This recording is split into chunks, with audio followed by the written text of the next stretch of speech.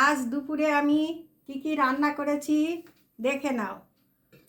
লাউ পাতার ভর্তা করেছি, লাউ ডুগার সর্ষে পোস্ত দিয়ে চচ্চড়ি করেছি, ফুলকপি আলু দিয়ে ডালনা করেছি, গাংমুরলা মাছের পেঁয়াজ দিয়ে ঝাল করেছি, রুই মাছের কালিয়া করেছি।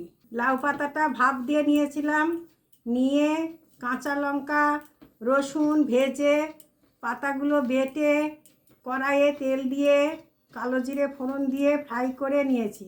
আর লাউয়ের ডাঁটাগুলো দিয়ে সর্ষে পোস্ত দিয়ে চচ্চড়ি করেছি। ফুলকপি আলু দিয়ে ডালনা, এটাও নিরামিষ করেছি। এত সুন্দর হয়েছে না। এবার গাংমুরলার ঝালটা নিচ্ছি। এটা আমি রান্না করেছি, পেঁয়াজ দিয়েছি, টমেটো, কাঁচা লঙ্কা, একটু জিরের গুঁড়ো, ধনের গুঁড়ো, শুকনো লঙ্কার গুঁড়ো দিয়ে ঝাল করেছি। রুই মাছের কালিয়া, এটা একটু ঘি গরম মশলা দিয়ে রান্না করেছি।